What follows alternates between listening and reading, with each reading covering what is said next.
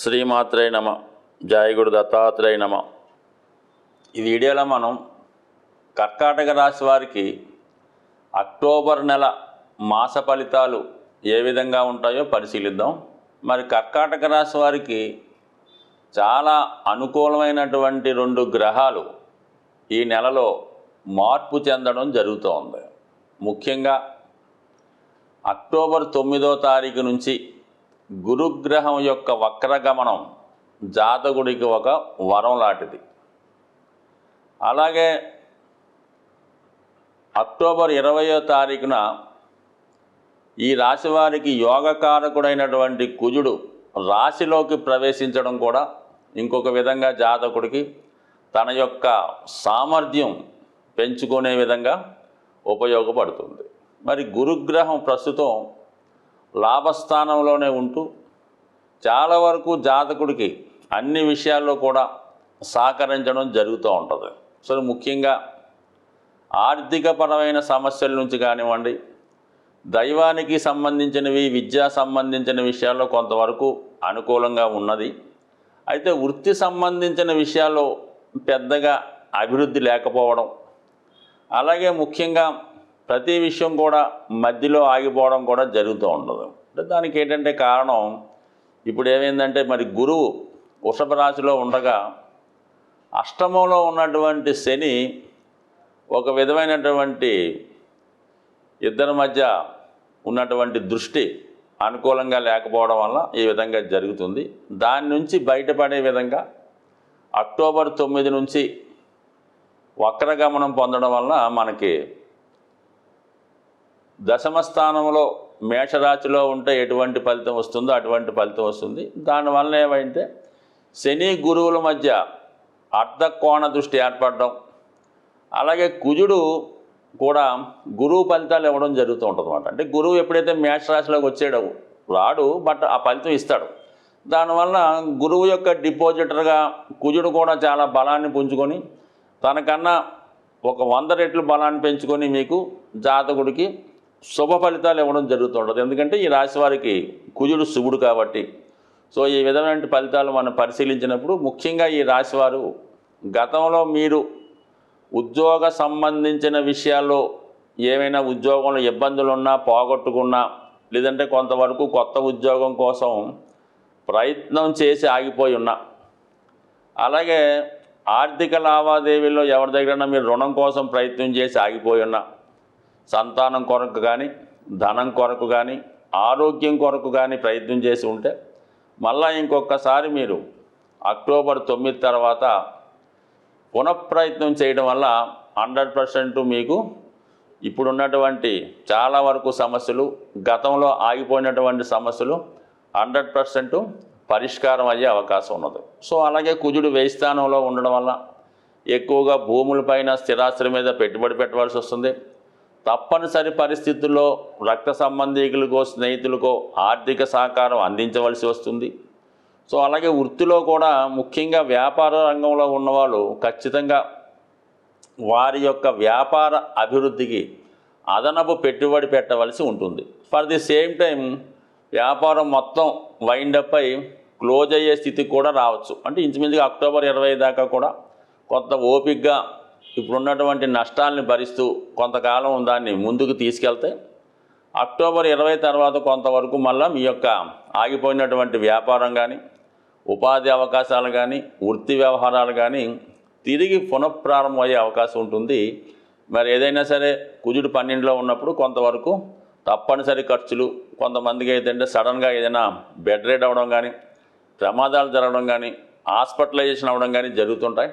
ఎందుకంటే కుజుడు 12లో ఉండడం మిగతా అన్ని రాశుల వారికి ఒకటైతే, ఈ కర్కాటక రాశి వారికి ఏమైందంటే ఇమీడియట్గా తన నీచ స్థానంలోకి రాబోతున్నాడు. అందువల్ల ఖచ్చితంగా చాలా సందర్భాల్లో ఆరోగ్యం మీద తన ప్రభావాన్ని చూపించే అవకాశం ఉంటుంది.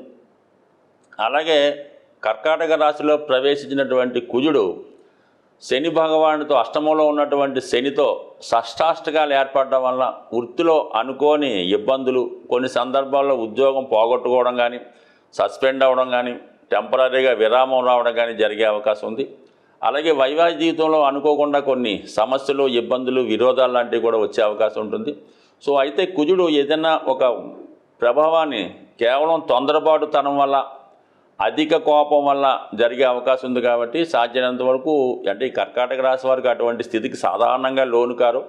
అయితే మనసులో ఒక ఏదంటే అనుమాన బీజం నాటడం వల్ల అనుమానంతో చాలా వరకు ఇటువంటి ఎమోషనల్ ఫీల్ అయ్యి కొంతవరకు ఇబ్బంది పడుతుంటారు. కాబట్టి ఏ విధంగా కూడా ఎమోషనల్కి ఫీల్ అవ్వకుండా జాగ్రత్తగా సామరస్యంగా వ్యవహరిస్తే చాలా వరకు ఇబ్బందులు, సడన్గా జరిగే సంఘటనల నుంచి బయటపడే అవకాశం ఉంది.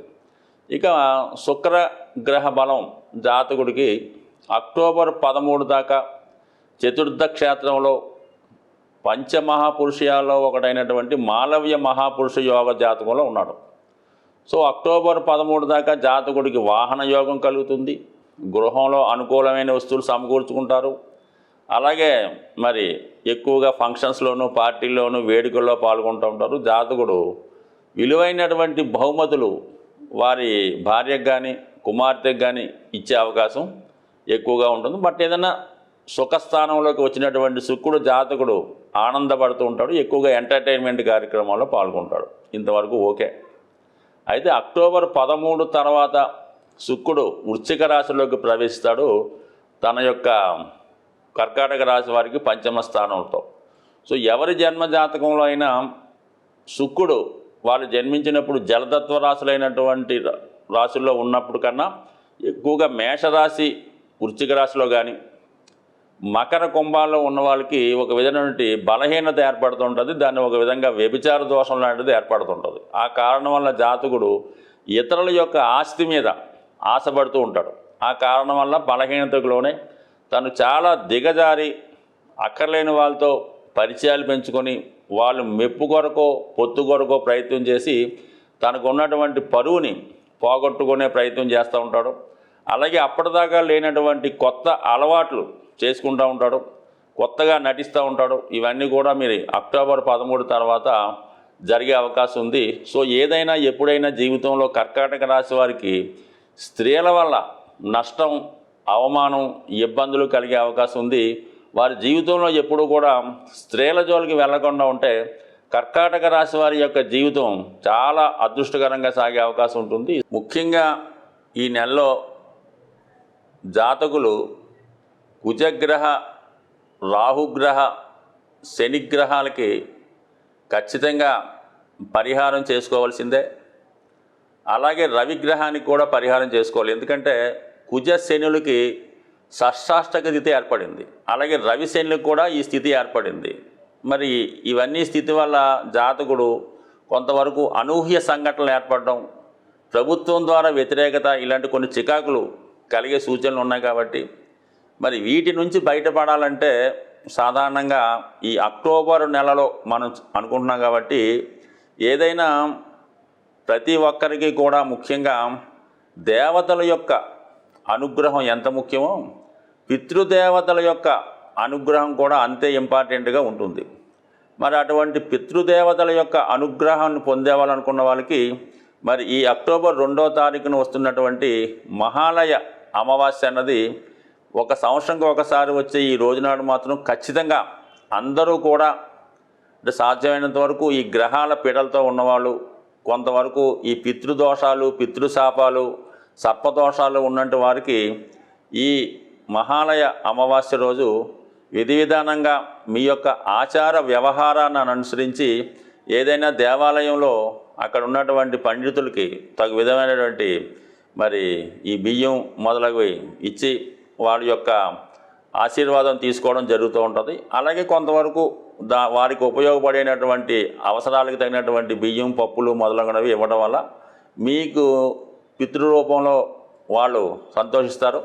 అలాగే ముఖ్యంగా మీరు ఎవరినైతే ఉద్దేశించి చేద్దామనుకుంటున్నారో, ఒకవేళ మీ తండ్రి గారు లేదంటే మీ తాతగారు ఎవరు ఉంటారో వారు ఏ వయసులో మరి మీ నుంచి దూరం అయ్యారో ఆ వయసులో ఉన్నవారిని, అంటే ఏ క్యాస్ట్ అయినా పర్లేదు, ఆ వయసులో ఉన్నవారిని ఆ రోజు వీలైతే మీకు కుదిరితే బట్టలు పెట్టచ్చు, కడుపు నిండా భోజనం పెట్టచ్చు. ఈ విధంగా చేయడం వల్ల మరి పితృదేవతల అనుగ్రహం పొందుతారు.